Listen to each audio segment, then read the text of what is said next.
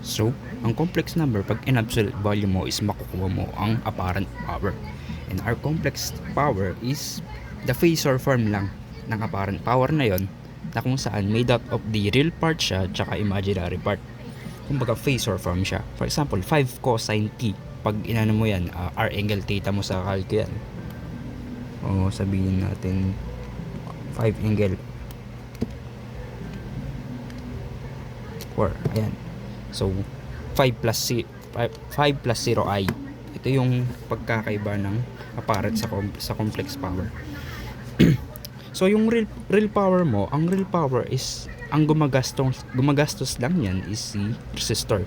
Kaya nga kung naalala niyo yung formula ng power sa RLC circuit, it is VRMS times IRMS times power factor, yung cosine theta. Kaya ang real power mo is I squared times resistance. Ang imaginary power mo nun is I squared times the reactance. So, imaginary power, nasabi siya dun kasi ito yung mga part or components ng circuit na nag-i-store ng energy, like capacitors and inductors. And the reactance there can either be inductive or capacitive. So, para makuha mo yung I niyan, gamitin natin yung Ohm's law ng impedance circuit. I is equals to V over Z. At ang IRMS mo nun is V over square root of 2 times the Z impedance. So, yung impedance dito is gagamitin mo is yung by the book na definition. By the book na definition, which is ang reactance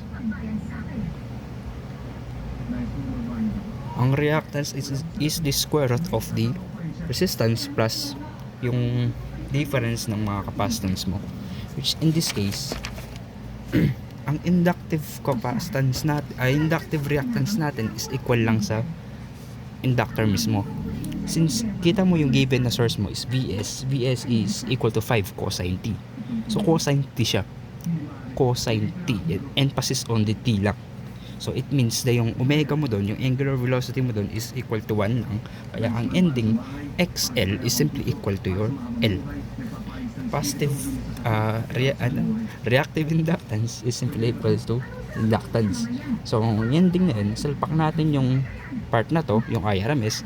We have our real power now is equal to V squared R all over 2. Tanggal na yung square root times your impedance. And yung impedance na yun is syempre kasama din ni I dito, mawawala din yung square root nun. So ang imaginary ganun lang, ang pinagkaiba lang is yun nga, inductance yung nasa taas mo, instead na sa real mo is resistance yung andon. So sabi niya sa circuit is you have a P complex of 3 over 2 plus J2 or 2J. So balikan natin dito na may real part tayo and imaginary part. Yung real part natin is yung real power, at yung imaginary natin is yung imaginary power. So we have 2 doon, salpak lang natin yun. Keep in mind na yung J2 dito, yung 2 lang yung kukunin natin. Yung J lang is pag indicator lang na yun yung imaginary part.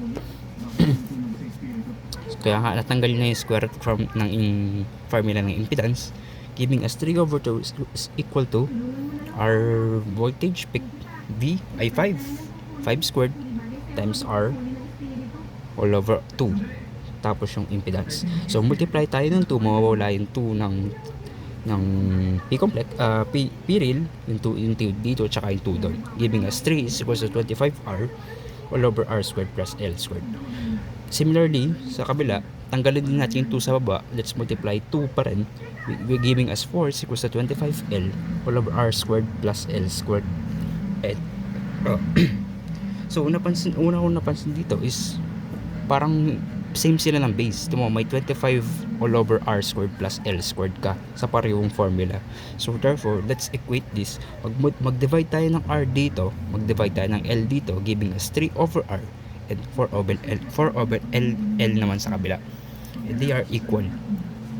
So, i-reciprocate lang natin, giving us R all over 3 is simply equal to L over 4. So, this part, ikaw na bahala kung paano mo i-solve.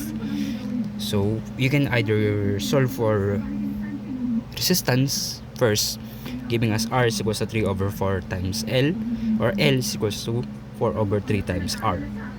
So yung ginamit dito is yung L na lang. L is equals to 4 over 3 times R, giving us L squared is equals to 4 over 3 times R, quantity squared. So, ang nangyari dun, yung formula natin kanina dito, sa part na to, salpak lang natin yung L kasi may nakuha tayong formula for L, giving us 3 over 2 is equals to 25R all over 2 times the quantity R squared plus 4 over 3 times R, quantity squared.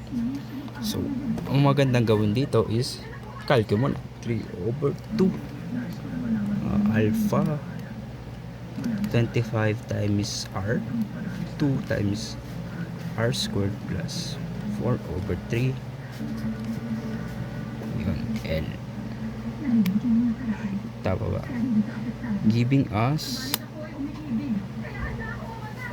our resistance. Ayun. Ito yun, sobra. Ayun. Nakikita ko na yung mali. So, na kay x yung square. Dapat nandito. So, this should be 3 lang.